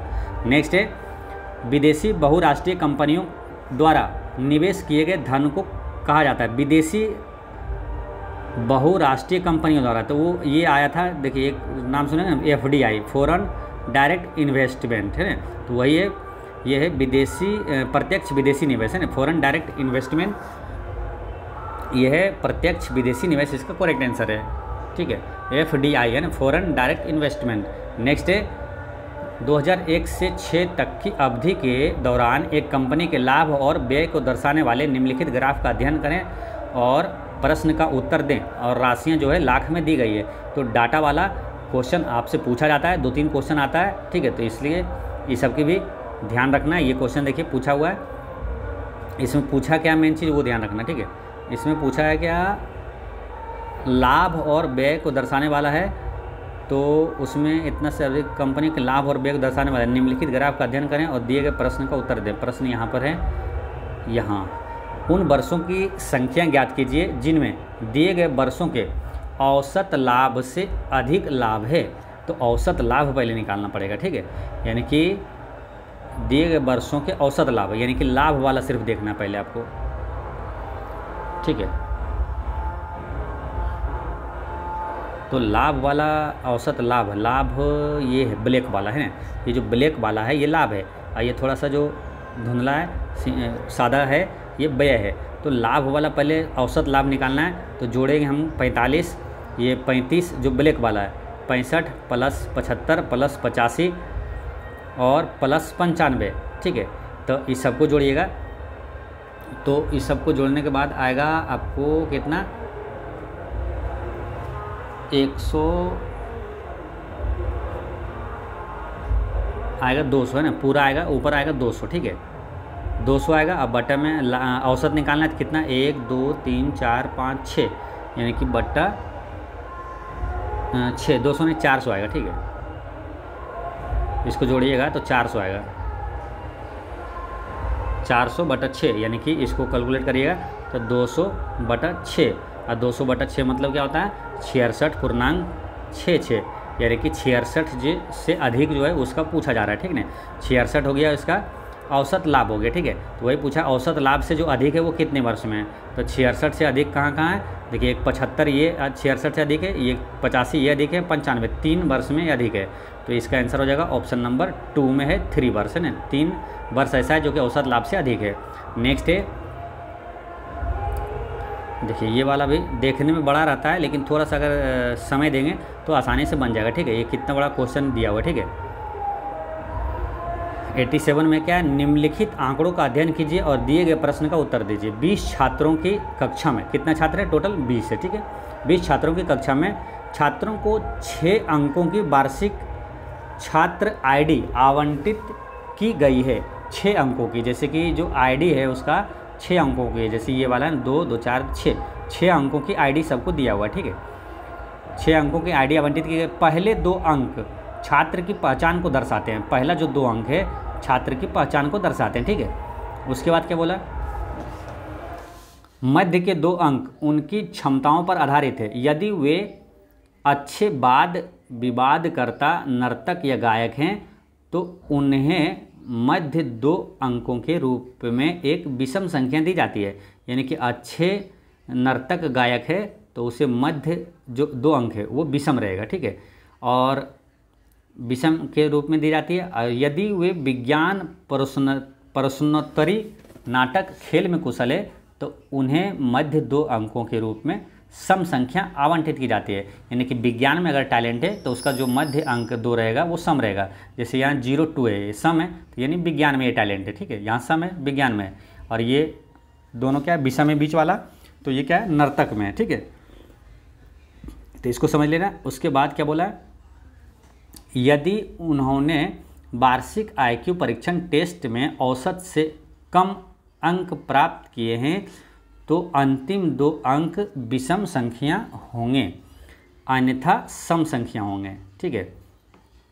तो इसको ऐसे समझिए फिर से कि वार्षिक IQ टेस्ट में औसत से कम प्राप्त किए हैं तो अंतिम दो अंक विषम संख्या होंगे, अन्यथा सम संख्या होंगे, यानी कि इसको थोड़ा सा फिर समझना, यहाँ पे है कि औसत से अगर कम अंक प्राप्त किया है तो अंतिम 2 संख्या विषम होगा, ठीक है, यानी कि जिसका विषम होगा तो उसको हम लोग समझ जाएंगे क्या, वो औसत से कम प्राप्त किया, और अन्यथा क्या सम होगा, यानी जिसका अंतिम 2 अंक सम है वो क्या हम लोग समझ जाएंगे कि वो औसत से अधिक प्राप्त किया है, ठीक है, जो कि यहाँ लिखा हुआ है, ठीक है, लिखा हुआ है क्वेश्चन, लेकिन यहाँ समझना पड़ जाएगा, आपको समझते हैं तो इसका आंसर यहीं पे मिल जाता है, ठीक है, कि औसत, जैसे अगर नहीं समझते तो लगेगा कि अरे इसका औसत निकालें, नहीं, औसत से तो यहाँ पता ही चल जाएगा, ठीक है। औसत से कम प्राप्त हुआ तो उसको बोला क्या अंतिम 2 अंक विषम होगा, यानी कि हमको मालूम हो जाएगा जिसका अंक 2 अंक जैसे यहाँ विषम है तो ये हमको मालूम हो गया औसत से ये कम है, अन्यथा वो सम होगा, यानी कि औसत से अधिक जो है वो सम, यानी ये औसत से यहाँ सम है, यानी औसत से ये अधिक प्राप्त किया है, ठीक है। अब क्वेश्चन क्या पूछा है, कितने छात्रों ने IQ टेस्ट में औसत से कम अंक प्राप्त किए, तो कम अंक प्राप्त किए पूछा तो हम लोग क्या करेंगे, वो विषम वाला गिन लेंगे, अंतिम जो 2 अंक है वो विषम होगा, ठीक है ना, यहाँ साफ साफ लिखा हुआ है औसत से जो कम प्राप्त किया उसका अंतिम 2 अंक विषम है, तो विषम वाला 2 अंक है पहले गिन लेते हैं कि कितने छात्र है जो कि विषम है अंतिम 2 अंक, वो उतने छात्र क्या है क्या बोला कि वे कम अंक प्राप्त किए हैं, कितने छात्र पूछा तो वो गिनती हो जाएगा। फिर बोला है किंतु वे विज्ञान में क्या अच्छे हैं, तो विज्ञान में अच्छे हैं की शर्त क्या है कि विज्ञान में जो अच्छे हैं वो क्या है, मध्य दो अंक के रूप में सम होगा। ठीक है, मध्य दो अंक जो है वो सम होगा। तो पहले हम लोग गिनती कर लेते हैं किसका, मालूम, औसत से जो कम प्राप्त किया है। क्वेश्चन जिसे पूछा है कि औसत से कितने छात्र हैं, औसत से कम प्राप्त किया है, तो औसत से कम प्राप्त करने का इसका क्राइटेरिया क्या है, अंतिम दो अंक विषम होगा। तो कहाँ का है, देखिए गिनती करते हैं। ये 1 हो गया, अंतिम दो अंक विषम है, 1 2 3 3 3 4 4 4 4 4 4 5 6 7 और एक यहाँ है 8। 8 छात्र ऐसे हैं जो कि औसत से कम प्राप्त किया। अब बोला विज्ञान में टैलेंट हो, विज्ञान में टैलेंट हो तो उसका क्या शर्त है, तो विज्ञान में जो है उसको क्या बताया था, विज्ञान में जो है उसका मध्य दो अंक क्या बताया था, सम है ना, मध्य दो अंक सम होना चाहिए। तो जिसका सम नहीं रहेगा वो छांट देंगे। ठीक है, जिसका सम नहीं रहेगा वो छांट देंगे मध्य दो अंक। ठीक है, अब यहाँ से देखते चलते हैं, जिसमें जिसमें गोला किए हैं वो 8 तो है, करेक्ट आंसर हमको निकालना है। तो इसमें से जो सम नहीं रहेगा, जैसे ये वाला सम नहीं है, ये विज्ञान में इसका मतलब टैलेंट नहीं है ना, तो ये एक काट देते हैं। ठीक है, उसी प्रकार और आगे बढ़ते हैं। ये देखिए यहाँ 2 अंक जो बीच का वो सम नहीं है, यानी कि ये विज्ञान में टैलेंट नहीं है। ठीक है, बाकी सबका सम है, यानी बच गया कितना, जो क्वेश्चन पूछा है कि औसत से कम हो और विज्ञान में टैलेंट हो, तो वो बच गया कितना, 8 में से 2 चला गया था, 6 बचा। ठीक है, यानी कि इसका करेक्ट आंसर हो जाता है 6। ठीक है, इस तरह से आपको बना लेना है। तो आंसर क्या हो गया, ऑप्शन नंबर 4 इसका करेक्ट आंसर हो गया। ठीक, चलिए नेक्स्ट क्वेश्चन है, वर्ष 2001 और 2004 के दौरान विभिन्न कॉस्मेटिक्स की बिक्री दिया हुआ इतना, निम्नलिखित ग्राफ के अनुसार 2001, 2002, 2003, 2004 के दौरान मस्कारा के उत्पादन में औसत वार्षिक प्रतिशत वृद्धि ज्ञात करें। तो औसत वार्षिक वृद्धि दर पूछा है। ठीक है, ज्ञात करें औसत वार्षिक वृद्धि दर ज्ञात करें। ठीक है, तो इसका आंसर क्या होगा, देखिए 2001 से 2004 तक। ठीक है, निम्नलिखित ग्राफ के अनुसार वर्ष 2001, 2002, 2003 और 2004 के दौरान मस्कारा के उत्पादन में हुई औसत वार्षिक प्रतिशत वृद्धि, वो ज्ञात करने का 2001 से 2004 के दौरान। ठीक है, तो इसका आंसर क्या होगा, इसका करेक्ट आंसर दिया हुआ है ऑप्शन नंबर 2 दिया हुआ 46। ठीक है, इसका ऐसे निकाला 75 प्लस 43 प्लस 20 और बट्टा में 3, तो हो गया 100, यहाँ ऊपर करेंगे कैलकुलेट, 138/3 यानी कि 46% इसका औसत वार्षिक वृद्धि हुआ। ठीक है, ये निकाला हुआ। ठीक है, इसका सॉल्यूशन दे देंगे है ना, आपको टेलीग्राम पे, वहाँ से भी एक बार देख लीजिएगा। ठीक है, नेक्स्ट क्वेश्चन आपसे पूछा है कि 89 का, कि ये आपको डाटा दिया हुआ है ना, ये दिया हुआ है, उसके बाद पूछा है उपयुक्त 5 पाई चार्ट प्रत्येक विभाग द्वारा उनके वार्षिकोत्सवों पर व्यय की गई राशि को दर्शाता है। यदि एल और डी यानी कि एल एंड डी द्वारा व्यय किया गया 6400 रुपया है, तो एडमिन और HR द्वारा व्यय की गई राशि कितना होगा। तो एल एंड डी दिया हुआ है 6400। ठीक है, यानी एल एंड डी कहाँ है, देखिए एल एंड डी है 64, यानी 40 डिग्री का मान दिया हुआ है 6400। ठीक है, 6400, और पूछा क्या है, एडमिन और HR है ना, एडमिन और HR ही पूछा ना, एडमिन और HR द्वारा खर्च की गई कितना है। तो देखिए 40 डिग्री का मान दिया हुआ है 6400। ठीक है, 40 डिग्री का मान, तो पूछा क्या, HR और एडमिन यानी 190 डिग्री का मान पूछा है। ठीक है, तो इसको बना लेंगे, यहाँ 0 से 0 काट देंगे, 4 से इसको काटेंगे, 16 चौके 64 यानी कि 1600 और गुना 19, इसको कैलकुलेट करेंगे तो क्या हो जाएगा, 16 44 से। ठीक है, बाकी 14 और 16 कहीं 16 और 14 कितना हो जाएगा, 16 और 14 हो जाएगा 30 है ना, 304। इसका करेक्ट आंसर हो जाएगा 304 वाला, ऑप्शन नंबर 1 इसका करेक्ट आंसर है। नेक्स्ट है कि उस विकल्प का चयन करें जो रिक्त स्थान की पूर्ति करके निम्नलिखित श्रेणी को पूर्ण करता है। तो 37 और आगे दिया 52, तो इसमें कितना अंतर है? 37 + 15, ठीक है। और इसमें 52 + 72, इसमें 20 है, ठीक है। और 72 + 97, ये कितना है अंतर? 25 है। यानी कि ऐसे जुड़ रहा है 15 + 20 + 25, यहाँ +30 और प्लस यहाँ हो जाएगा 35। इसमें 35 ऐड करेंगे तो 162 इसका करेक्ट आंसर है। नेक्स्ट है 91। अब देखिए इस टाइप के आंसर क्वेश्चन दे दिया जाता है, थोड़ा सा देखने से आपको लगता है भारी है ना, लेकिन क्या है अगर एक लगातार प्रैक्टिस करेंगे तो ये काफ़ी इजी हो जाएगा और काफ़ी इजी से इसका आंसर भी आता है, ठीक है। तो इसलिए आपको प्रैक्टिस करना, लगातार प्रैक्टिस करते रहना है। सभी सेटों का प्रीवियस ईयर का आपको सेट करवाएंगे, उसके बाद फिर मॉडल सेट प्रैक्टिस सेट करवाएंगे, जो कि इस टाइप के पूरा सेम पैटर्न पे सभी प्रश्न रहेगा। तो प्रैक्टिस करते करते सभी प्रश्न आपको आसान लगने लगेगा और पैटर्न आपको मालूम हो जाएगा, ताकि एग्जाम में आप जाइएगा तो एग्ज़ाम में आपको सब लगेगा कि आसान आसान ही क्वेश्चन है। इसलिए प्रैक्टिस सबसे ज़्यादा ज़रूरत है किसी भी एग्ज़ाम को शानदार क्रैक करने के लिए। तो यहाँ पर क्या लिखा है? यदि एरो दिया हुआ है, बी का अर्थ ए बी का माँ है, ठीक है, या तो कोई अन्य संबंध है, यानी कि आपको ये सिंपल बताया गया है। ये जो एरो दिया हुआ है, यानी कि ऐसे दिया हुआ है ए और बी का, इसका मतलब यह है कि ए जो है पहला इसका कुछ है, ठीक है, ये बता रहा है, ठीक है। यानी ए जो है, एरो जो है ना यहाँ स्टार्ट होता है, यानी कि ये जो है ये बी का कुछ है, ठीक है, जो को बताएगा आपको।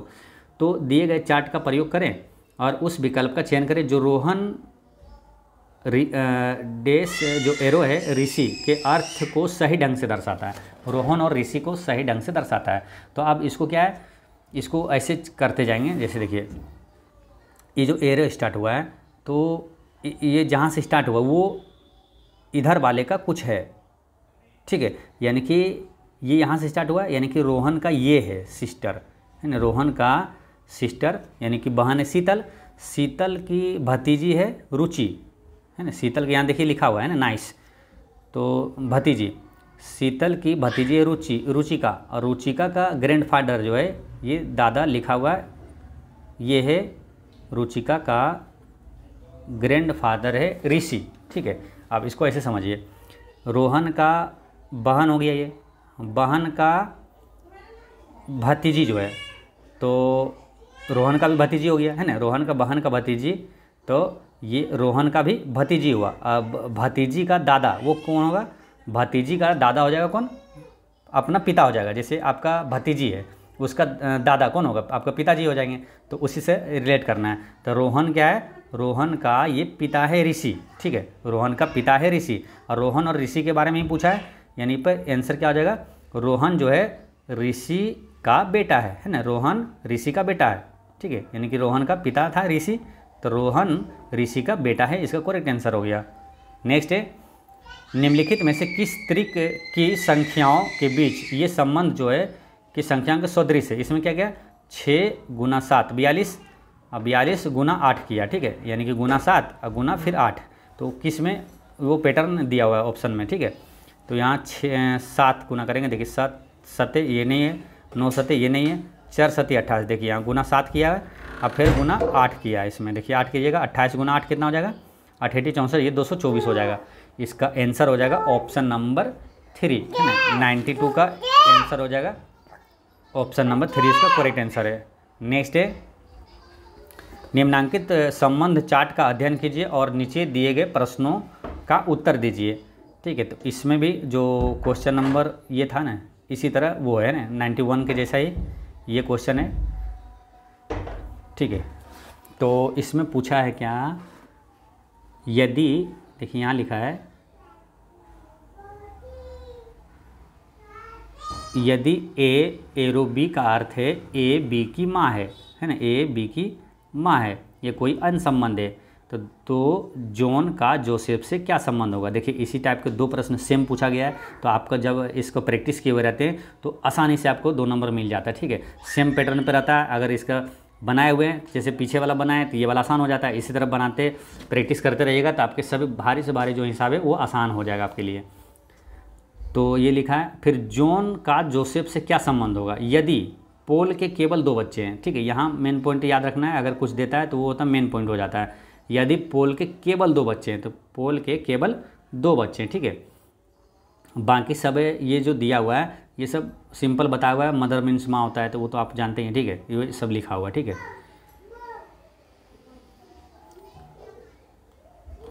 तो यहाँ पर देखते हैं क्वेश्चन क्या पूछा, पहले उसको एक ढालते हैं कि जॉन का जोसेफ से क्या संबंध है, ठीक है। जॉन और जोसेफ के बारे में बोला है, ठीक है, जॉन का जोसेफ से, ठीक है। तो और पोल के बारे में मेन पॉइंट दिया था, तो पोल के 2 बच्चे हैं। तो देखिए पोल का ये पुत्री हो गया सारा, ये है सारा, ठीक है। तो पोल का पुत्री हो गया सारा, और सारा जो है ये जोसेफ की बहन है, यानी सिस्टर लिखा, जोसेफ की बहन है सारा। तो देखिए पोल का 2 बच्चे बोला था, तो 2 बच्चे हो गया, कौन कौन हुआ, एक हो गया सारा, और एक सारा का भाई है ये जोसेफ, है ना। जोसेफ का यहाँ सिस्टर लिखा है सारा, यानी कि सारा और जोसेफ ये पोल का 2 बच्चे हो गए, ठीक है। तो ये कन्फर्म हो गया, और 2 बच्चे हो गए। और सारा का आंटी यानी कि बुआ है जॉन, ठीक है। तो सारा का बुआ है जॉन। तो क्वेश्चन पूछा था क्या, जॉन और जोसेफ के बारे में पूछा था क्या, हाँ, जॉन और जोसेफ के बीच में क्या संबंध है, जॉन और जोसेफ के बीच में क्या संबंध है। तो देखिए इसका बुआ है, अब बुआ का भाई जो है ये जोसेफ है, बुआ का भाई जोसेफ है, यानी बुआ का भाई कौन होता है, पापा होता है ना। तो जोसेफ का ये बेटा हो जाएगा, ये जॉन है ना, जोसेफ का बेटा हो जाएगा, जॉन हो जाएगा, यानी यहाँ पर आंसर हो जाएगा बेटा, ठीक है। नेक्स्ट है क्वेश्चन नंबर है 94। 94 में क्या है, इसमें बनाना है, खाली जगह पे भरना है।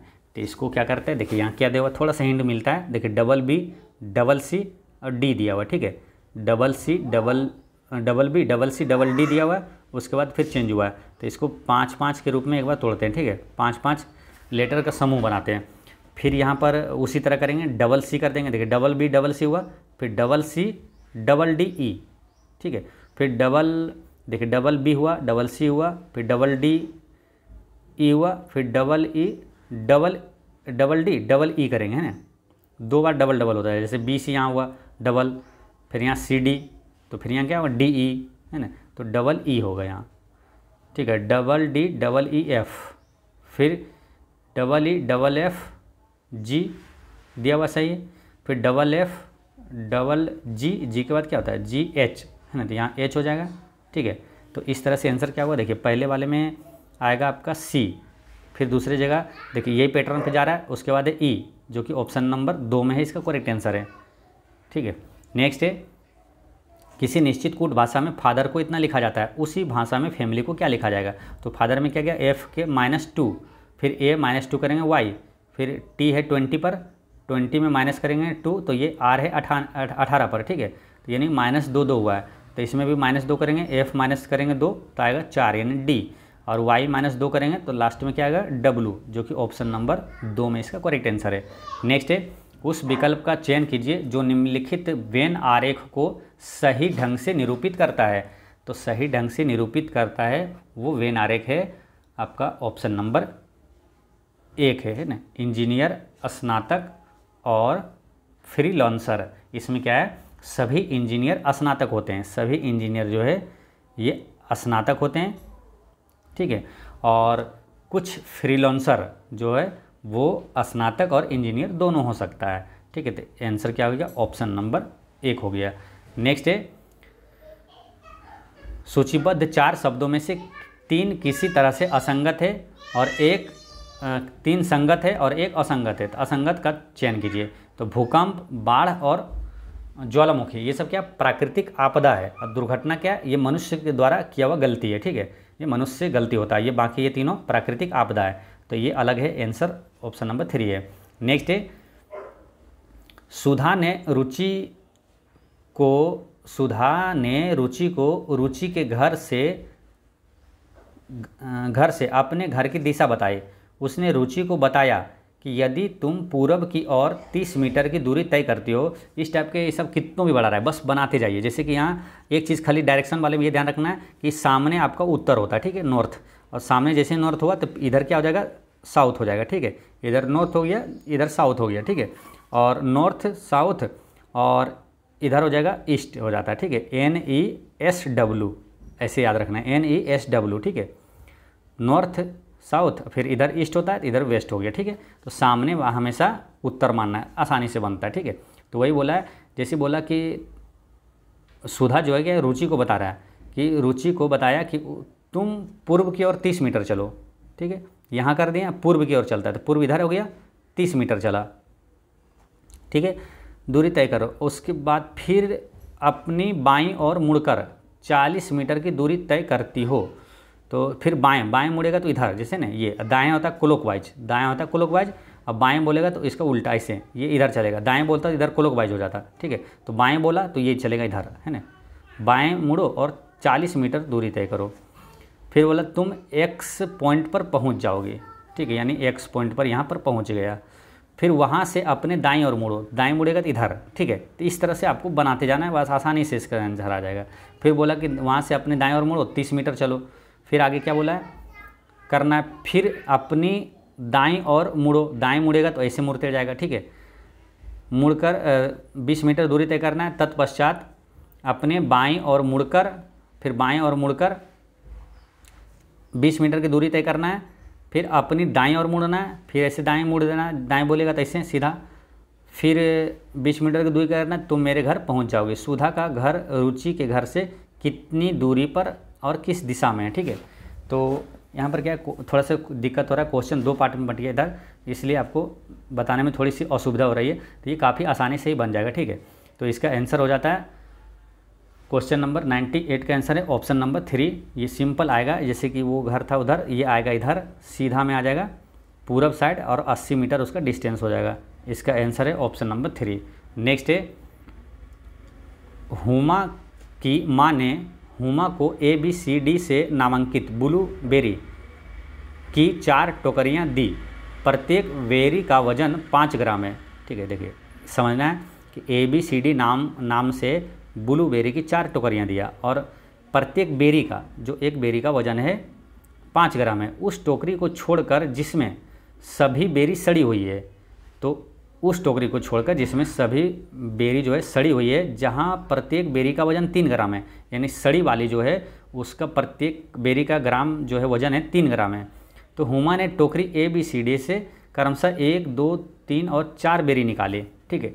यानी कि A से 1 बेरी निकाला, B से 2, 3 से 3 बेरी, C से और D से 4 बेरी निकाला और उसका वजन 44 ग्राम प्राप्त हुआ। तो सड़ी हुई बेरी किस टोकरी में है, ठीक है। तो किस टोकरी में सड़ी हुई बेरी उसको निकालना है, उसको पता करना है आपको। A में सड़ी है, B में, C में, D में। तो इसको बताने के लिए आपको क्या होगा, ऑप्शन से ही आपको सहारा लेना पड़ेगा, ठीक है। बाय ऑप्शन आपको चलना है। जैसे ऑप्शन नंबर 1 से चलते हैं कि मानते हैं ऑप्शन 1 में क्या है C, यानी कि C में सड़ा हुआ है, ठीक है। तो मानते C में सड़ा हुआ है। अब इसका वजन टोटल हमको लाना है कितना, 44 ग्राम आता है, ठीक है। तो निकालना है और टोटल उसका वजन होता है 44 ग्राम, ठीक है। तो जैसे देखिए A से निकाला है A को, ठीक है। तो 1 और उसका जो सही है, जो अच्छा है, उसको वजन कितना है, प्रत्येक का 5 ग्राम है, ठीक है। सड़ा हुआ माने हम C को, तो C वाला 3 ग्राम कैलकुलेट करना है। तो A से निकालना है हमको 1, तो 5 ग्राम हो गया। B से निकाला 2, यानी कि 5 दूनी 10 ग्राम हो गया, क्योंकि B से सही है ना। C से हमको सड़ा हुआ, तो C वाला कैलकुलेट करेंगे। 3 निकाला है तो 3 तिया करेंगे, क्योंकि 3 में C में सड़ा हुआ मान है, ठीक है। और सड़ा हुआ वजन है 3 ग्राम, तो 3 तिया 9 ग्राम हो जाएगा ये। अब प्लस 4 बेरी है, तो ये सही वाला है, तो 4 पंचे 20 ग्राम ये हो जाएगा। तो देखिए 20, 10, 30 और 30 और ये है 14, कितना हुआ, 44 ग्राम। ये एक आ गया, तो इसका करेक्ट आंसर हो गया ऑप्शन नंबर 1, यानी कि C में ही सड़ा हुआ है। बाकी अगर A का करते हैं तो इसी तरह कैलकुलेट करिएगा तो 44 नहीं आएगा, तो उसका आंसर नहीं होगा, ठीक है। तो इसका आंसर हो गया ऑप्शन नंबर 1। नेक्स्ट है, शब्द ऑरेंज को 4 अलग अलग कोड में कोडित किया गया है। कोड 1 को इतना लिखा है, कोड 2 को इतना, कोड 3 को इतना, कोड 4 को इतना। इसमें से किस कोड में शब्द फिश का इतना लिखा जाता है। अब देखिए इस टाइप के हिसाब आप नहीं बनाएं तो काफ़ी आपको हार्ड लग जाएगा, काफ़ी हार्ड लगेगा और दिमाग उस समय क्या है, खुद थोड़ा सा रहते प्रेशर में। और कैसे बनेगा कि ऑरेंज को 4 अलग अलग कोड में कोडित किया गया, इतना कोड किया है। अब एक में देखिएगा तो O+1 किया है, फिर +1 पहला में कोड 1 में देखते हैं +1 किया है, A+1B हुआ, N O हो गया, I ने एक एक आगे बढ़ा किया है, G H हो गया, E F हो गया, ठीक है। फिर दूसरे वाले कोड में देखते हैं -1 किया है ना, फिर -1 किया है, फिर a माइनस करेंगे z होगा, n माइनस करेंगे m होगा, फिर -1 किया है, फिर -1 किया है, इसमें -1 कर दिया। फिर तीसरे वाले में देखते हैं तो +2 किया है ना, 15 2 17, 18 2 20, +2 किया है, +2 किया है, सब i +2 g यानी e +2 हुआ, g हुआ, +2 किया इसमें, ठीक है। तो इस तरह से दिया हुआ था। अगर आप क्या नहीं बनाए कभी तो काफ़ी भारी लगेगा, लेकिन जब एक बार अगर जान लेते हैं तो ये काफ़ी आसान हो जाता है, आंसर करके आसानी से टिक कर लेते हैं, ठीक है। तो देखिए इसमें क्या हुआ, सबका देखेंगे। इसमें फर्स्ट वाले कोड में क्या हुआ, +1 किया, ठीक है, +1 सेकेंड वाले कोड में क्या हुआ कि o -1 किया है। थर्ड वाले कोड में क्या है, o 15 पर है और q +2 किया है ना, 17 18 2 20, देखिए इसमें +2 किया है, ठीक है। और डी में क्या है, o p यानी +1 और फिर r t हुआ यानी +2, फिर a d है यानी कि +3 है, यानी कि इसमें एक एक बढ़ाते गया है, +1 +2 +3 +4 +5, ठीक है। अब बोला है कि इसमें से किस कोड में शब्द फीस को इतना लिखा गया है, तो फीस, और इसमें देखते हैं क्या है, तो f +1 करेंगे g, ठीक है, फिर i k है यानी कि i में +2 करेंगे तो आया k, फिर s में +3 करेंगे तो आया v। देखिए तो ये +1 +2 +3 किस कोड में है, देखिए इसमें है ना, ये 4 वाले पे जा रहा है, ये कोड 4 पे, देखिए ये पैटर्न पे जो है, ये जो फीस का जो ये लिखा है किस पैटर्न पर है, कोड 4 पे है, कोड 4 पे, ठीक है। तो कोड 4 इसका आंसर हो जाएगा, ऑप्शन नंबर 3 में वही क्वेश्चन पूछा है, ठीक है। तो ये आसानी से बन गया, ठीक है। तो दोस्तों इस तरह से आपको 5 मार्च 2021 के फर्स्ट शिफ्ट में पूछा गया पूरा पेपर का सभी 100 प्रश्न होता है समाप्त। और एक क्वेश्चन आज पूछते हैं जिसका आंसर आप कमेंट में दीजिएगा, ठीक है, कि आईसीसी का यानी कि अंतर्राष्ट्रीय क्रिकेट परिषद का वर्तमान अध्यक्ष कौन है, तो इसका आंसर आप कमेंट में दीजिएगा। और कोई भी डाउट हो तो कमेंट में पूछिएगा। और एक चीज़ ये ध्यान रखना है, आपको क्या मालूम, अभी क्या फेस्टिवल का सीज़न है कि, और यही वक्त होता है जब आपसे बहुत सारे लड़के बहुत ज़्यादा दिनों से अगर पढ़ रहा है फिर भी आप उससे आगे निकल सकते हैं, ठीक है, आगे निकल जाते हैं। यही वो वक्त होता है ना। जैसे दुर्गा पूजा हो गया, दिवाली, छठ हो गया, इसमें क्या कई लोग लापरवाह हो जाते हैं, इसलिए आप हर एक पल का सदुपयोग कीजिए, आप निश्चित रूप से सफल हो जाएंगे और मेरिट लिस्ट में आपका नाम आ जाएगा, ठीक है। तो एक चीज़ हमेशा ध्यान रखना है कि आपकी मुस्कान एक अनमोल खजाना है, इसे छोटी छोटी बातों में खोने ना दें। पढ़ते रहें, मुस्कुराते रहें। जय